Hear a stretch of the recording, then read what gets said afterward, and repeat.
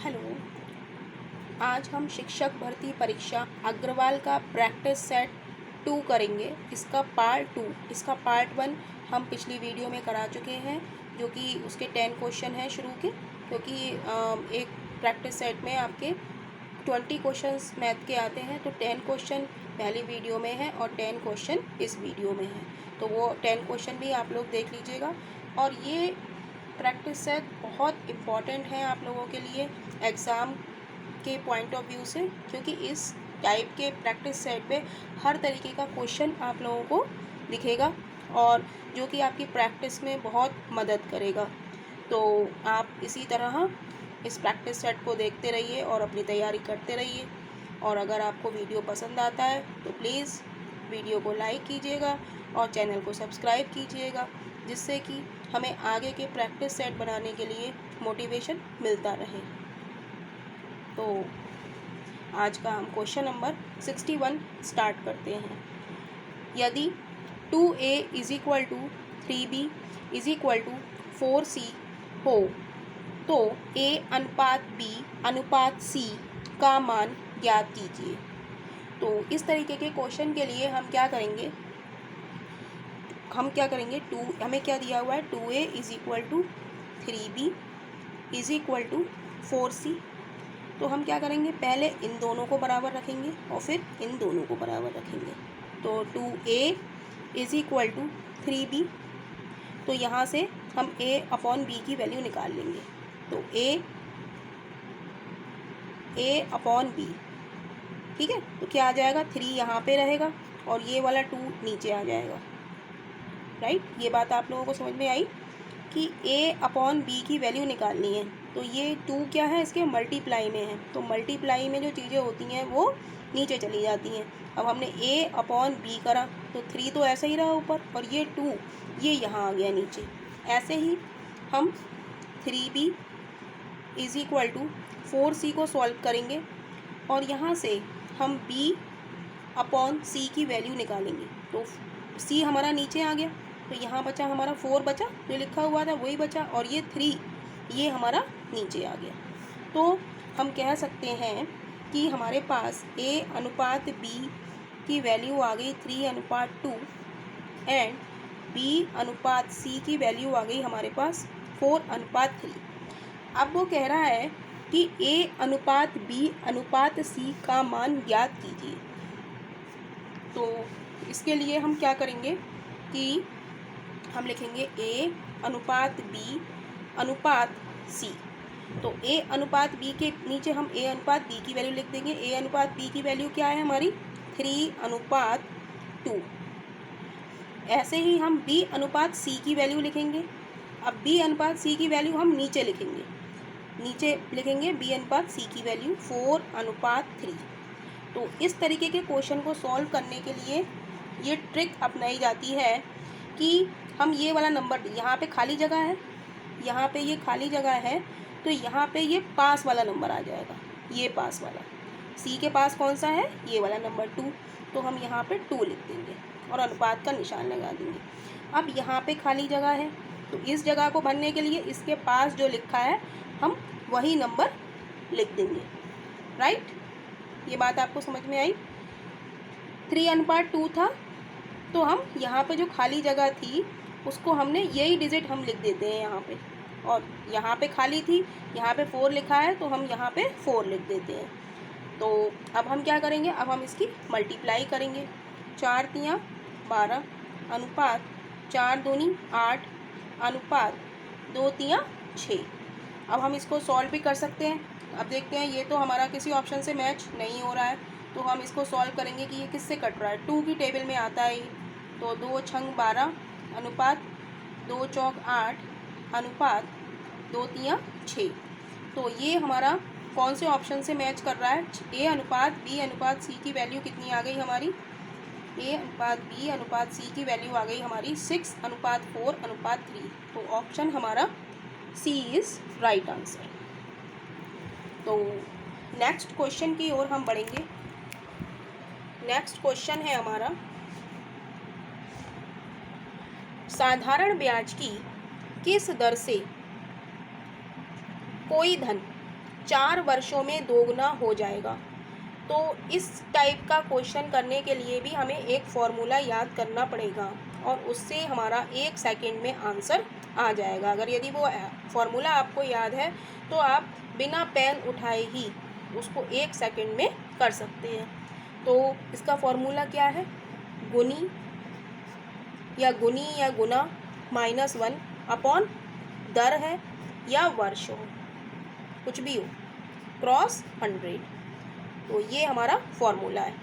तो गुना कितना है? 2 गुना। कितना हो रहा है? गुना या गुनी कितना हो रहा है?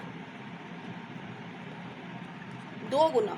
तो 2 गुना मतलब 2 -1 अपॉन किस दर से पूछ रहा है, यानी कि दर हमसे पूछ रहा है। तो वर्ष हमारे कितने हैं? 4 वर्ष हैं, तो अपॉन 4 क्रॉस 100। तो 2 में से 1 गया तो 1/4 क्रॉस 100। तो अब इसे हम सॉल्व करेंगे तो कितना आ जाएगा हमारा? 4 दूनी 4 एकम 4, 4 दूनी 8, 2 बचे 20 हुआ, 4 पंजे 20, यानी कि आर हमारी आ गई 25%। तो इस क्वेश्चन में हमें इस फॉर्मूले को हमें याद रखना होगा। गुनी -1, अगर गुना वाला क्वेश्चन आ रहा है तो गुनी -1 अपॉन दर या वर्ष क्रॉस 100।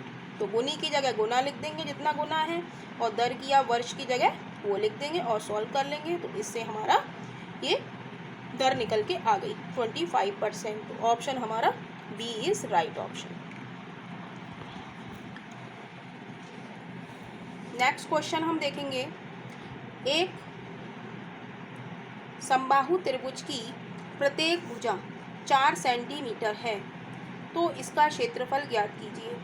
तो समबाहु त्रिभुज का क्षेत्रफल क्या होता है हमारा? समबाहु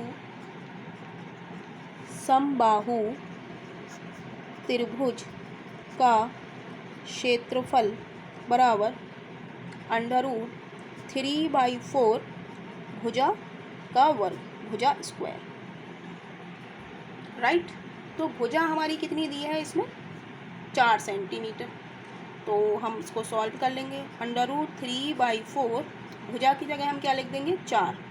4 का स्क्वायर मतलब 4 क्रॉस 4। अब एक 4 से ये 4 कट गया, तो हमारा आंसर क्या आ गया? 4√3 वर्ग सेंटीमीटर। तो कुछ क्वेश्चंस ऐसे होते हैं जिसमें आपको फॉर्मूला याद ही करना पड़ेगा। समबाहु त्रिभुज का क्षेत्रफल क्या है? √3/4 भुजा स्क्वायर। तो भुजा हमारे पास कितनी दी है इसमें? 4 वर्ग भुजा दी है हमारे पास 4 सेंटीमीटर। तो भुजा की जगह हमने लगा दिया, तो भुजा का वर्ग ऐसे कर लो, मतलब भुजा को हमें, भुजा का स्क्वायर का मतलब भुजा हमें 2 बार लिखनी है क्रॉस करके। ठीक है। तो 4 से 4 कट गया और 4√3 वर्ग सेंटीमीटर, ये हमारा आंसर आ गया। तो नेक्स्ट क्वेश्चन की ओर चलेंगे हम। नेक्स्ट क्वेश्चन है हमारा, अंश ने 100 पेजों वाली एक पत्रिका का 4/5 भाग मंगलवार को पढ़ लिया था। अंश ने 100 पेजों वाली एक पत्रिका, एक कोई बुक है 100 पेज है उसमें, और उसका 4/5 भाग मंगलवार को पढ़ लिया था। पत्रिका को पूरा पढ़ने के लिए अंश को कितने पेज और पढ़ने होंगे? तो पत्रिका का पढ़ा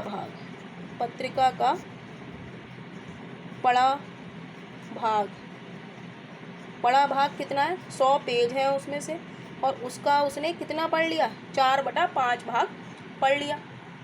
तो इसको हम सॉल्व करेंगे तो कितना आएगा? 5 दूनी 10, यानी कि वो 80 पेज पढ़ चुका है। तो उसे और कितने होंगे, और कितने पढ़ने होंगे? तो शेष भाग हम निकालेंगे। कैसे निकालेंगे? टोटल कितने पेज हैं हमारे? 100 पेज हैं। 100 पेजों में से वो कितने पढ़ चुका है? 80 पेज पढ़ चुका है। तो इसको हम सब्ट्रैक्ट करेंगे तो क्या बचेगा? 20, यानी कि उसे 20 पेज और पढ़ने होंगे। शेष भाग क्या है उसका? 20 पेज। टोटल हमारी 100 पेजों की किताब की, उसमें से 4/5 भाग उसने पढ़ लिया। तो पढ़ा भाग हमने निकाला 100 पेजों का 4/5, इसको सॉल्व करा 80 आया, शेष भाग निकाला 100 माइनस टोटल हमारे कितने पेज हैं 100 पेज हैं, उसमें से वो कितने पढ़ चुका है 80, तो हमारे पास कितने बचे 20, राइट। देन नेक्स्ट क्वेश्चन की ओर हम बढ़ेंगे। क्वेश्चन नंबर 65 है, दी गई आकृति में ओ केंद्र वाले वृत्त में एक समबाहु त्रिभुज ABC निहित है। दी गई आकृति है, ये हमें एक डायग्राम बना हुआ मिलेगा। इसमें वृत्त का केंद्र क्या है ओ केंद्र वाले वृत्त में एक समबाहु त्रिभुज है। ये समबाहु त्रिभुज बना हुआ है, त्रिभुज ABC। तो कह रहे हैं कोण BOC का मान ज्ञात कीजिए। तो इसमें भी हमें ये पॉइंट याद रखना पड़ेगा कि केंद्र पर बना कोण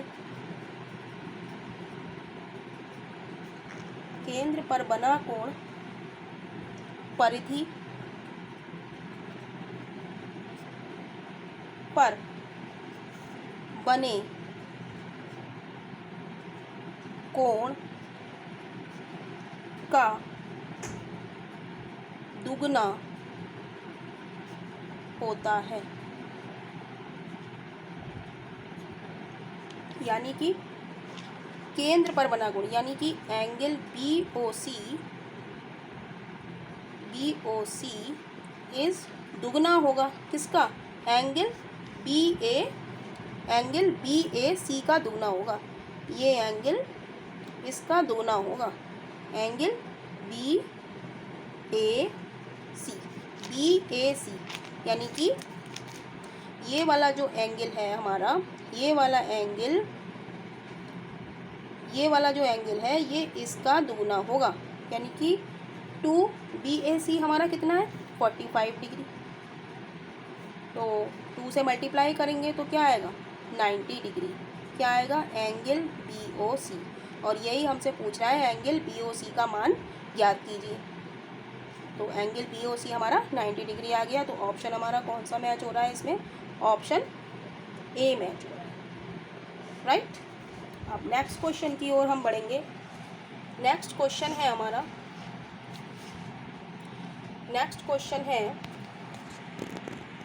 क्वेश्चन नंबर 66, 2 की पावर n प्लस 2 की पावर n माइनस 1 अपॉन 2 की पावर n प्लस 1 माइनस 2 की पावर n का मान ज्ञात कीजिए।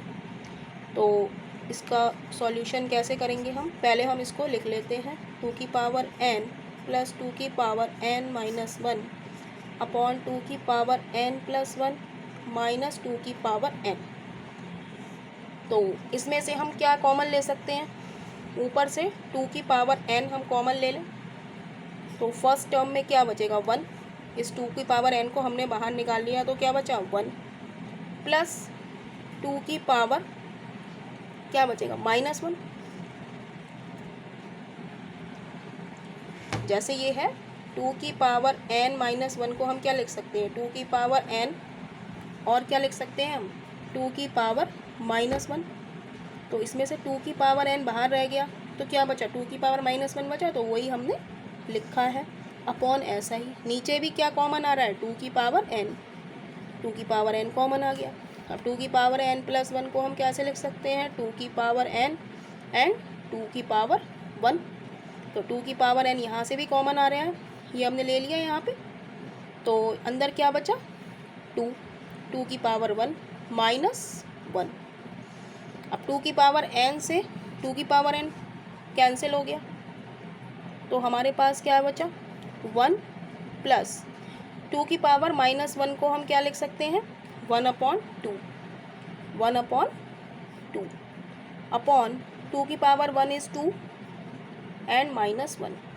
अब इसको हम सॉल्व कर लेंगे, 1 प्लस 1/2 को हम सॉल्व करेंगे, एलसीएम आया 2 1 दूनी 2 2 एकम 2 प्लस 1, तो ये हमारा क्या आ गया 3/2। तो 1 प्लस 1/2 की जगह हम क्या लिख सकते हैं 3/2, और अपॉन में क्या है 1, यानी कि आंसर क्या आ गया हमारा 3/2। तो ऑप्शन हमारा कौन सा राइट आ रहा है, ऑप्शन हमारा A is right option.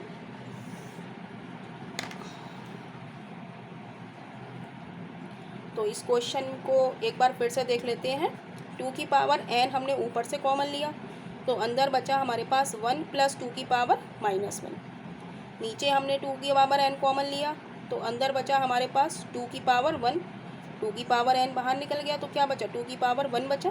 n plus 1 को हम ऐसे लिख सकते हैं, -1 कर लिया। 1 प्लस 1/2, 2 की पावर 1 इज़ 2 -1। 1 प्लस 1/2 को हमने सॉल्व किया, एलसीएम लिया, 2 आया, 3/2 हो गया। तो ये आंसर हमारा 3/2 आ गया। तो नेक्स्ट क्वेश्चन हम देखेंगे, इट्स वेरी इजी क्वेश्चन। ये कह रहा है 1 plus 2ab minus a square minus b square. तो इसको कैसे करेंगे? 1, अब देखिए 1 plus 2ab minus a square minus b square. अब हम इसे ध्यान से देखें कि ये एक फॉर्मूला बन रहा है। a प्लस बी का होल स्क्वायर क्या होता है? a square plus b square plus 2ab होता है। कुछ हमें ऐसा ऐसा दिखाई दे रहा है। अगर हम यहाँ से माइनस कॉमन ले लें तो क्या हो जाएगा? a स्क्वायर प्लस का हो जाएगा b स्क्वायर और माइनस का क्या हो जाएगा? 2ab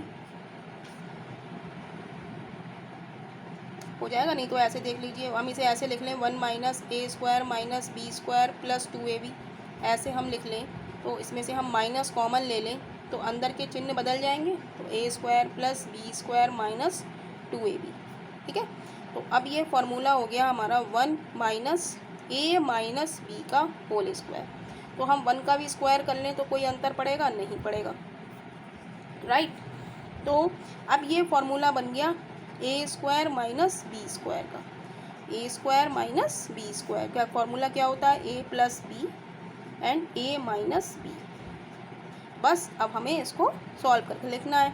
a प्लस बी यानी कि 1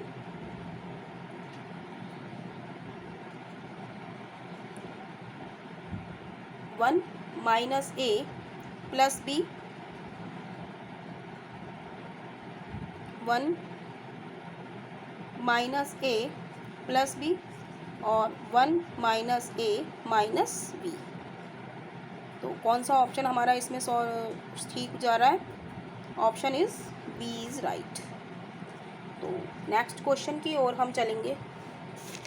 नेक्स्ट क्वेश्चन है हमारा, नेक्स्ट क्वेश्चन है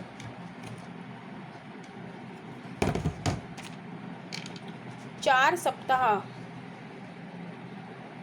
तथा 5 दिनों में कुल कितने घंटे होते हैं? तो ये तो बहुत ही इजी क्वेश्चन है। तो इसको कैसे सॉल्व करेंगे हम? तो एक दिन में हमारे पास कितने घंटे होते हैं? एक दिन बराबर 24 घंटे। तो 5 दिन में, 5 दिन में कितने होंगे? 5 दिन में होंगे 5 गुणा 124। तो इसको करेंगे सॉल्व, 5 गुणा 24। तो 5 चौक 20, 5 दूनी 10 और 2 12, 120 घंटे। अब एक सप्ताह हमारा होता है 7 दिन का। तो 7 दिन की क्या होगी? 5 दिन की आ गई, अब 7 दिन की निकाल लो। एक सप्ताह हमारा 7 दिन का होता है, इसमें 4 सप्ताह कह रहा है तो पहले एक सप्ताह का निकालेंगे। एक सप्ताह बराबर 7 दिन। तो एक दिन के या 24, तो 7 दिन की क्या होगी? 7 गुणा 24, यानी कि ये कितना आ गया हमारा? 7 चौक 28, 7 दूनी 14, 15, 16। अब वो कह रहा है कि एक सप्ताह नहीं, हमें 4 सप्ताह चाहिए। 4 सप्ताह, 4 सप्ताह की वैल्यू क्या? एक सप्ताह की तो ये आ गई, तो 4 सप्ताह की कितनी आएगी? 1 क्रॉस 6, 4 क्रॉस 68। तो इसको मल्टीप्लाई करो, 4 अट्ठे 32, हासिल लगा 3, 4 6 24, 25 26 27, 4 एकम 4, 5 6, यानी कि 4 सप्ताह की वैल्यू ये आ गई और 5 दिन की वैल्यू ये आ गई। तो हमें क्या निकालना है? 4 सप्ताह 5 दिन। तो इनको हम जोड़ दें, 672 प्लस 120, तो ये कितना हो गया? 2 7 और 2 9, 6 और 1 7, यानी कि यही हमारा आंसर हो गया। और ये आंसर हमारा option B is right answer.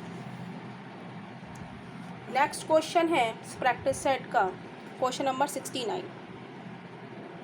Ram, Mohan तथा सोहन की वर्तमान आयु क्रमशः 32 वर्ष, 36 वर्ष तथा 46 वर्ष है। कह रहे हैं वर्तमान में उनकी आयु इतनी है, तो 5 वर्ष बाद उनकी आयु का योगफल ज्ञात कीजिए।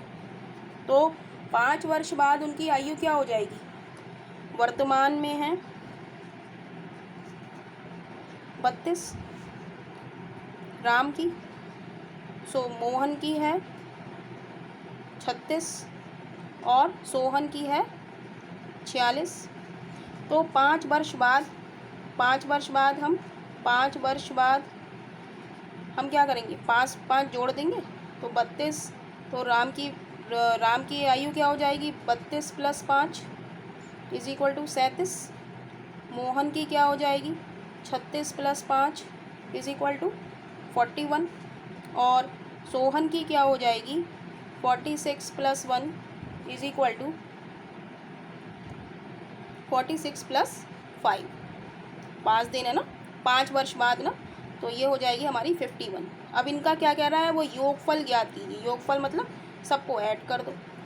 7 और 1 8 और 1 9, 4 और 3 7 और 5 12, यानी कि 5 वर्ष बाद उनकी आयु का योगफल क्या हो जाएगा? 129 वर्ष। तो ऑप्शन ए इज राइट। तो नेक्स्ट क्वेश्चन की ओर हम चलेंगे। नेक्स्ट क्वेश्चन है हमारा, क्वेश्चन नंबर 70। यदि a = 1, 2, 3, 4 तथा b = x such that x एक पूर्ण संख्या है, 0 is less than equal than x और less than equal than 8, तो b - a क्या होगा?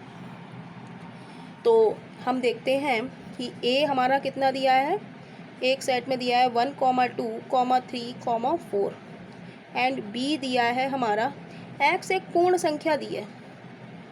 x एक पूर्ण संख्या क्या हो जाएगी? हमारी पूर्ण संख्या क्या हो जाएगी? 0 और 8 के बीच में 0 हो जाएगा। 1, 2, 3, 4, 5, 6, 7 और 8 ये हो जाएगा 0 से 8 के बीच में, राइट। तो कह रहा है कि b - a ज्ञात कीजिए।